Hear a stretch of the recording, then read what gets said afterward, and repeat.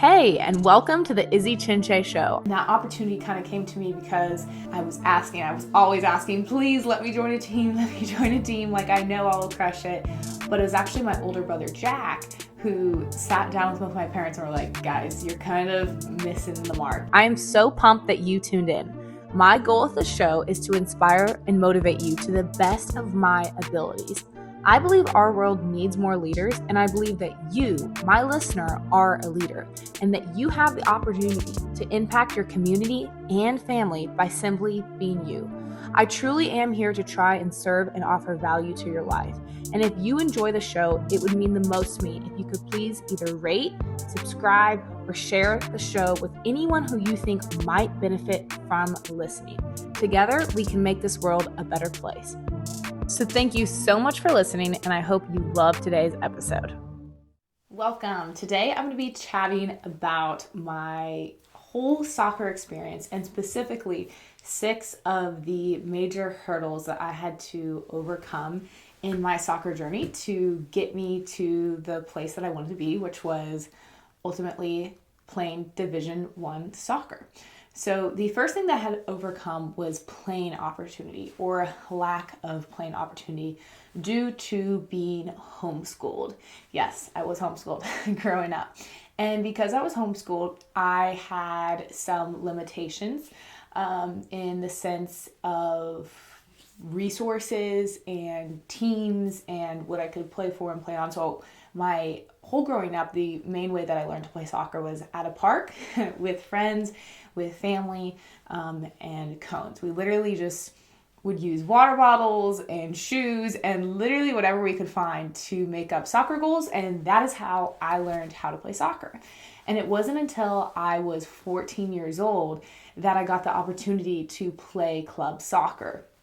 And that opportunity kind of came to me because, I was always asking, please let me join a team, like I know I will crush it. But it was actually my older brother, Jack, who sat down with both my parents and were like, guys, you're kind of missing the mark. You are wasting her talent. Let her join a team. And because of that, I was able to join a team and start playing soccer for a club, which was exactly what I needed to kind of move me forward and prepare me to be able to play at my high school, which when I played at my high school, I still was technically homeschooled. So I was doing something called independent study, but at least I was still on a team. But it was good for me to get that experience of actually kind of playing at a higher level, not just at the park or rec or with friends. The second obstacle that I faced was my sophomore year. I had a quad tear. So my only year that was like no injuries, nothing, everything was going smooth was my freshman year. And my freshman year was awesome. I made varsity, I was a starter, I was a striker, and I felt like everything was going my way. It's going the way that I wanted it to. But then on my 5th game of the season in high school, sophomore year, I ripped my quad in half. Or not like fully in half, but a major tear. Like to this day, you can see it. It's like there's a dip in my quad. Like you literally, it's not together, and it will never be together. If you're listening to this, I'm making a sign with my hands explaining the dip in my quad. So that was the first major injury that I faced, and still to this day, like if I push it hard, if I do some quad work, like I will literally feel it in my quad. And it has been almost 10 years since I had that injury. And that injury was devastating because it took so long to heal. And in the healing process, I had bad direction from certain doctors and certain physical therapists, and I had a coach who was overplaying me, and we just prolonged this injury, and it seemed like it took so long. I had to sit out games. I hated sitting out. I still hate sitting out from something. It was a really tough time. I would cry about it all the time. I couldn't understand, like, why is this not getting better? And it just sucked.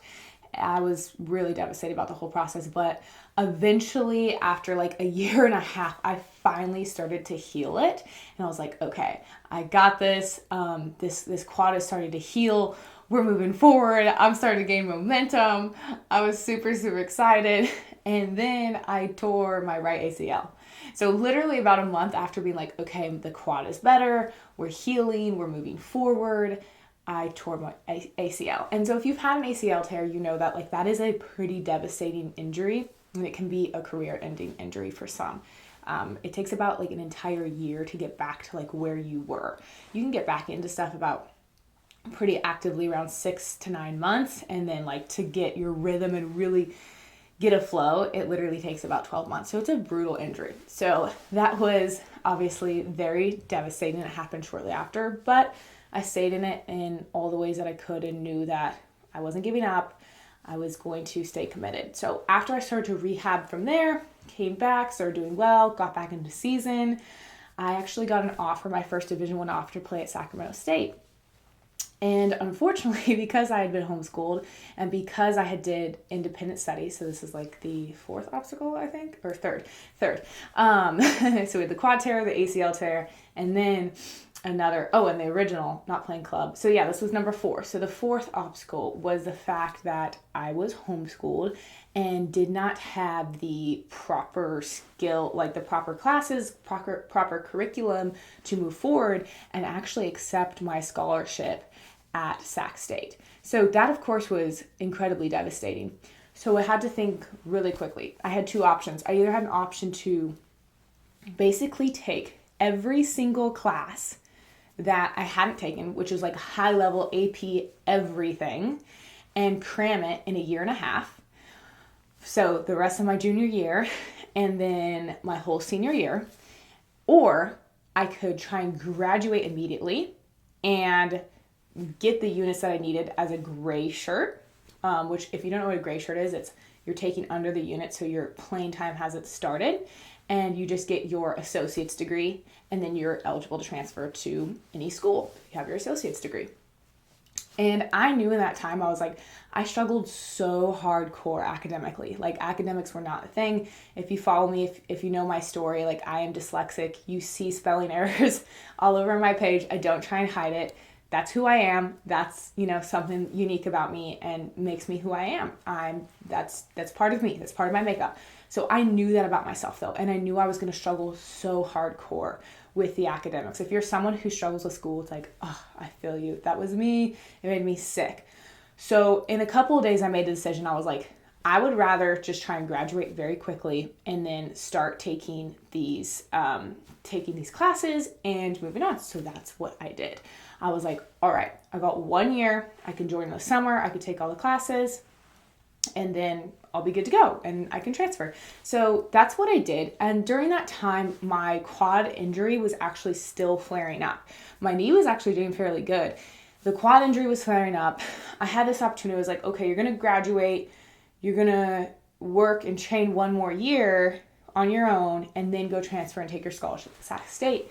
And that just didn't seem like I didn't want to have a whole year of just like training on my own. I was like, I need to be with a team. I needed to get out of my hometown. I was like, I am ready for a change. So I then kind of put it out there. I'm not even sure how it got out there, but I was like, all right, I'm going to play at a junior college. And I had coaches reaching out to me, went on a couple of visits to these community colleges in the area. If you don't know what a community college is versus like a state or UC, like a community college is where you do your first 2 years. And the really cool thing, I'm a big proponent of this because I'm so passionate about helping players transfer and stuff, is in about, I think it's 33 states, the first 2 years of your community college are free. You get free tuition. So I'm like, hell yes, let's do that. That's a smart move. So I ended up landing an offer to play at Folsom Lake Community College. So I was like, all right, let's go. At least I'm here. So the thought was I'll play there for 1 year and then I will finish my associates and then I will transfer to Sac State. That was like the loose thought. At this point, I'm still a striker in the journey. So I get there. Oh my gosh, it was a crazy ride because I moved into a house that I was just so not prepared to move into. Right when I got there, I was like the most very sheltered, very religious, upbringing, all the things, and moved into an absolute party house. And like, I like to have a good time and have a couple drinks or whatever, but I'm not a partier. I've never been a partier. I've never liked it. So it was a terrible experience. I did not, I handled it the best I could. I was still 17 when I moved in that house. And I think like the oldest girl in that house was like 21. And that age difference, just, it doesn't mix well. There's a lot of things I wish I would have done differently and just tried to be kinder and more loving to the people that I moved in with. But overall, it was a very, very growth period. Like, I learned a lot during that time, and we ended up getting evicted from that house from partying. I was so bad. I did not enjoy that. It was a tough time, but it was a good time because I learned, and that's what it comes back to. So I would go to this community college. I start playing, and my quad is not working. So my quad injury still that I have from high school is messing up my leg, and I'm just not able to perform. And so I talked to the coaches, and they're like, hey, we think you should redshirt. We're dealing with this injury. And I was like, oh my gosh, this is devastating. Like, I had an offer to play at a Division I school, and now I'm going to redshirt at a community college. Like, to me, it was personal, and it was hurting my pride. So I felt like it was kind of the end of the world. I was like, all right, I'm going to be the best redshirt that you have. I'm going to slay. And I actually, instead of even redshirting, decided to gray shirt. Okay. So I decided to not even start my clock. I started to take under 12 units, which if you take under 12 units, first of all, that was really good for me because I still was not academically prepared for like anything really. I had to figure it all out on my own. So that was also another good thing. I was just taken care of in the whole way. So I took under the 12 units. I stayed at 11 units, and I was like, all right, I'm a redshirt now. So I'm training as a redshirt, pushing it, going all out. I'm like, I'm going to be the best. And the quad is not getting better. We bumped me down to like a different training schedule. So I'm only like hardcore training like 2 days. I'm doing rehab the other 3 days. And I'm just starting to like mentally tank. I'm like, this is terrible. Like, I can't believe this quad injury is still holding me up. Like, what is the deal? Like, why can we not make this work? And eventually I had to have a meeting with a trainer, and he was like, I think you need to switch positions. So this is obstacle number 5. The quad tear comes back.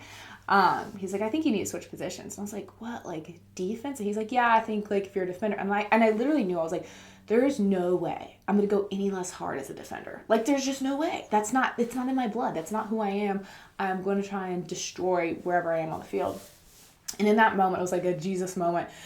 The lights coming down, everything. I feel God say to me so clearly, you're going to be a goalie, switch to goalie. And I was like, okay, all right, I guess I'm going to be a goalie.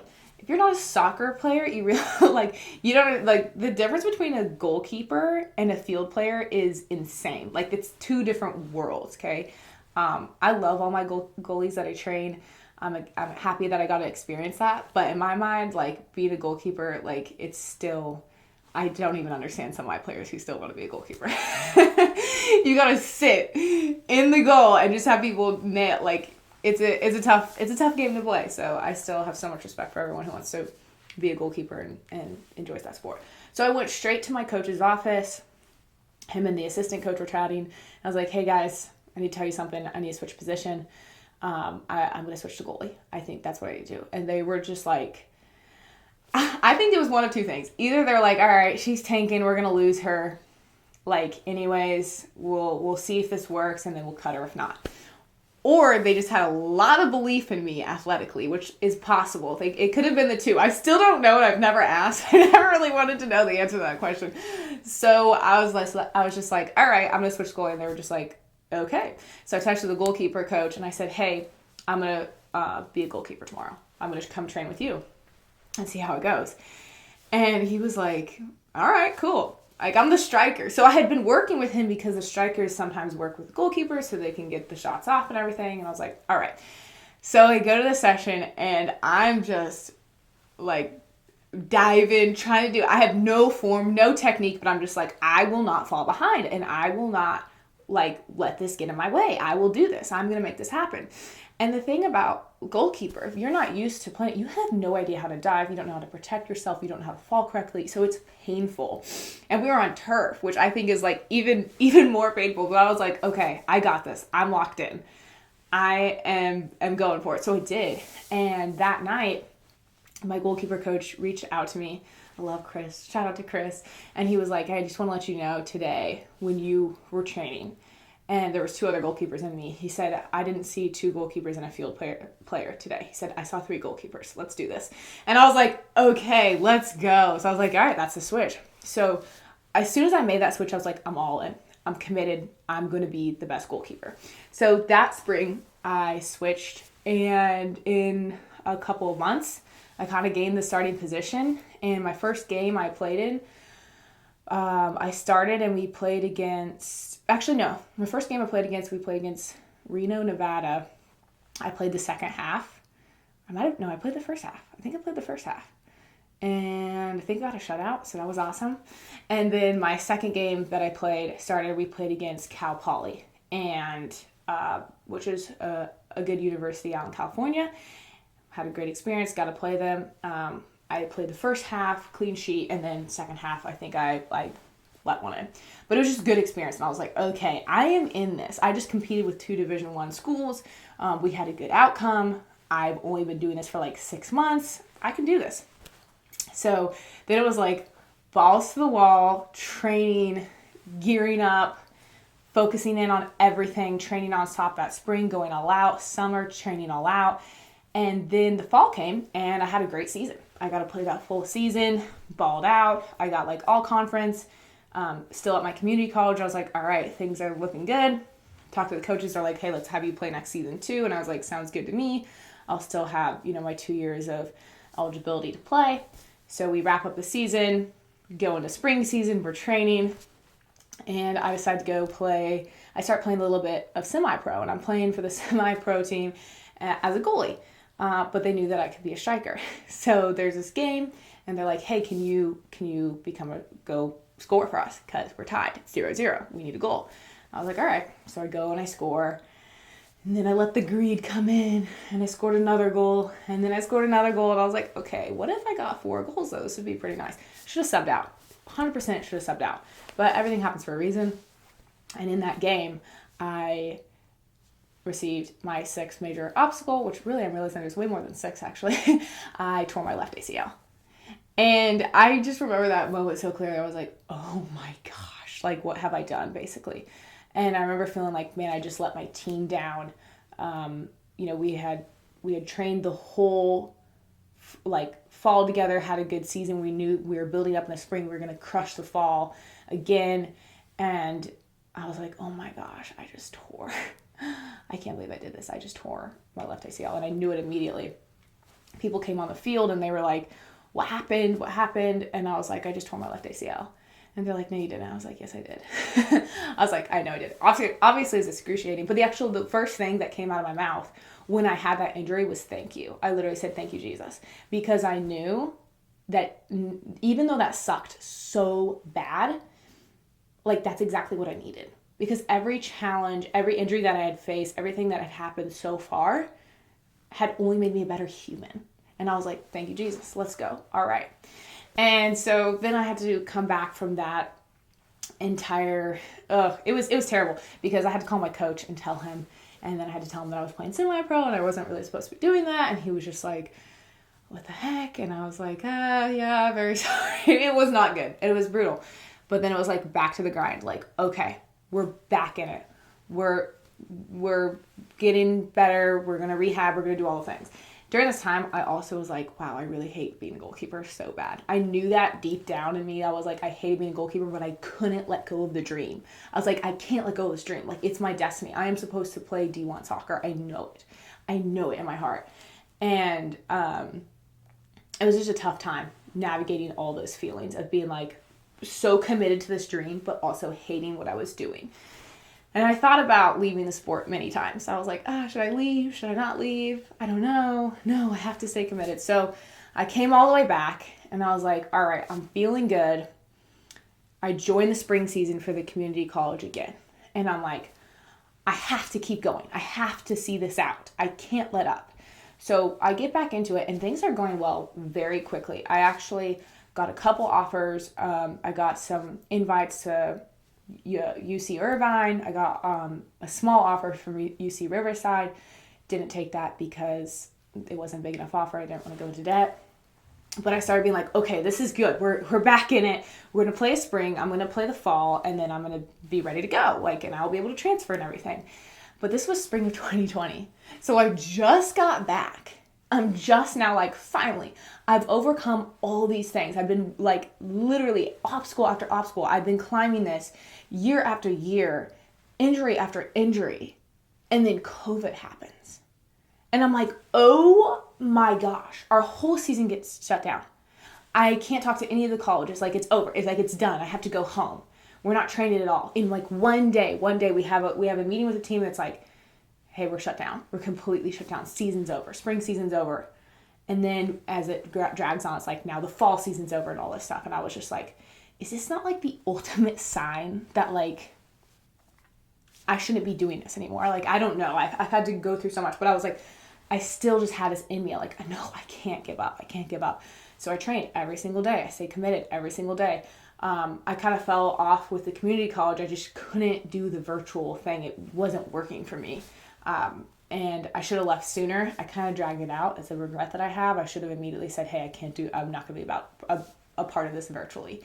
I know I'm not going to serve to the best of my abilities. It's just not the way that I flow. But instead I kind of dragged it off, slacked off, and then had to tell them, like, I can't do this. This obviously is not working for me. Not a virtual athlete. It's not for me. But I think it was good for some of the athletes. Like, they could stay in it that way and everything. And then during that time, I got an offer to a Division II school in California. And I was like, well, it's like a full ride, like, or full academic. Yeah, full academic and some help. I don't know. So I think it's just full academic. But I was like, okay, all the tuition's paid for. Move out there, continue the career. And then I actually moved to that area. I didn't sign with the school or anything like that because it wasn't like around the time of signing. And somebody in me was like, dude, you can't do this. You can't settle. Like, you said you were going to go D1. You said you were going to go D1. And I was like, I did say I was going to go D1. I was like, I'm going D1. I am going all out.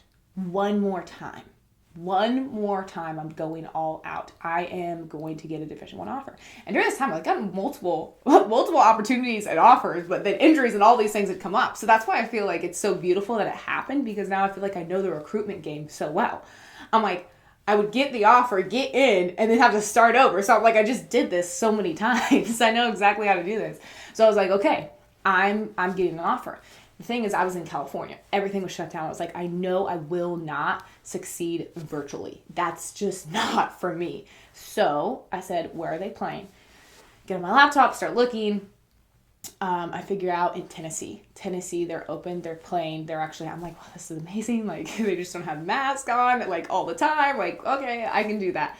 And then I ended up talking to my two best friends. They were down to move, everything like that. I was like, okay, I'm hitting up every single Division I school in Tennessee, because that's where I know I'm moving to, and more specifically middle school. And that's what I did. I hit up every single school, and I sent them an email. I sent them my highlight reel. I let them know who I was, where I was coming from, my situation, and the stars aligned. I got an offer. And it's still something I'm so proud of. I'm very proud of that. I'm proud of like what I had to overcome to even make that happen, that I stayed in the game. I stayed in the game despite all those obstacles. And so I got the offer, and I was like, all right, we're moving out. I think it was like I got the offer in like 4 weeks. Or like I got the offer, and then like 4 weeks later was moving out, because I was going to be a part of their spring season. And, you know, I still was in such an internal conflict, because I did not like being a goalie. I never wanted to be a goalie, but I couldn't give up the dream. I couldn't give up the identity of being a soccer player, which is the thing I'd worked for my entire life. I was like, this is who I am. I have dedicated every single piece of me, every single piece of my life to overcoming these challenges so that I can continue down this road of playing soccer, of being an athlete, of being a college and high level soccer player. Like, that's what I want to do. That was my dream. I couldn't give it up, but I didn't like being a goalie, but I had to because of my injuries. So I arrived, very grateful for the opportunity. Things did not go well right off the bat. I got COVID. Like, there was a lot of turbulence.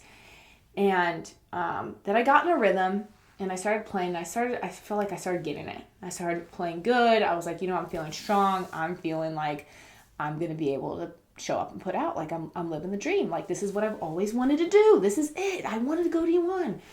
And part of me was just like so sad and so broken because I knew it's not what I actually wanted. I didn't want to be the goalie.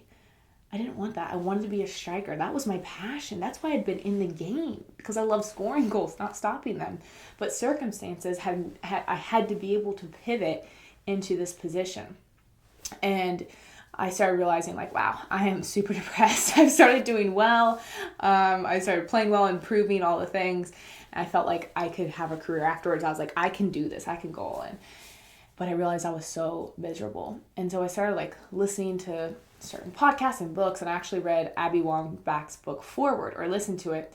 And she's someone who's like at the top of women's soccer. Like, she went all the way.